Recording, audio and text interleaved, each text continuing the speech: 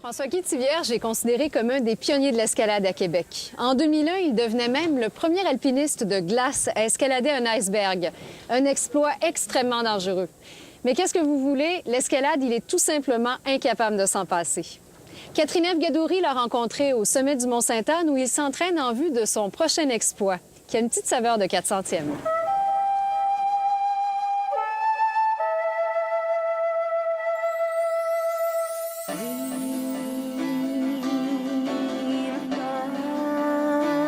La montagne, ça tient une place importante dans votre vie. Vous êtes un passionné d'alpinisme. Je pense même que le mot passionné, là, c'est pas assez fort pour exprimer votre amour de ce sport-là d'abord et de la montagne. Oui, j'adore la montagne parce que c'est vraiment un sport très complet où on développe la force, l'endurance, la résistance, le mental, la confiance en soi. Ça développe le courage, la prise de décision.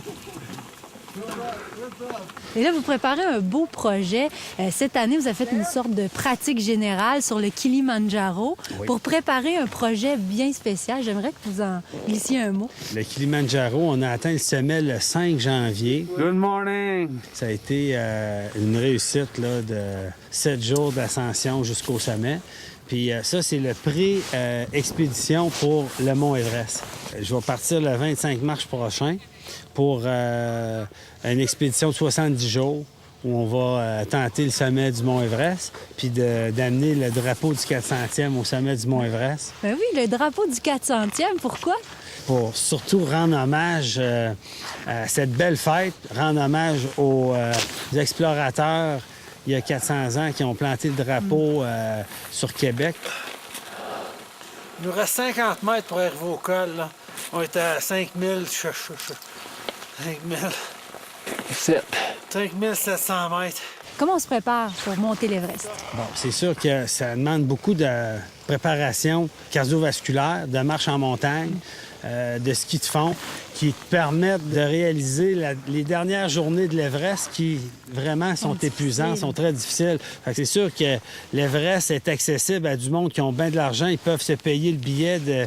Comment ça peut représenter une excursion comme celle-là? C'est un budget là, de 100 000 $, tous les préparatifs, les équipements, le voyage. Là-bas, ça coûte extrêmement cher. Les agences, les permis, les bonbonnes d'oxygène, là, c'est beaucoup d'investissement. Ça se fait pas tout seul. On a besoin d'une équipe, des partenaires, des commanditaires. Ça prend 7 jours pour se rendre au camp de base. C'est 50 km là, de marche d'approche. Puis là, la première semaine, on monte au camp 1. Puis on redescend se reposer. La deuxième semaine, on monte au camp 2, puis on redescend pour se reposer. La troisième semaine, jusqu'au camp 3. Puis là, on redescend une dernière fois pour se reposer finalement, pour partir pour le Summit Push. Le 7 jours parti pour aller monter, 5 jours d'ascension, 2 jours pour redescendre. Puis la dernière journée, bien, c'est un non-stop pendant 16 heures de marche, là. Bien, ça va être un moment historique, là, vraiment, dans ma carrière. Là, pour moi, là, je vais avoir... Mais malgré que tu peux pas avoir des grandes émotions parce que tu arrives dans des altitudes tellement élevées que ce que j'ai su, que tu viens comme un peu sans réaction. T'es comme un peu... Anesthésié. Ah, t'es buzzé, comme on dit, là, puis t'as juste le goût de prendre tes photos, puis de savourer le paysage, puis de redescendre, puis que c'est après ça que, tranquillement, tu réalises ce que tu viens de faire, puis là, ben c'est sûr que ça va être un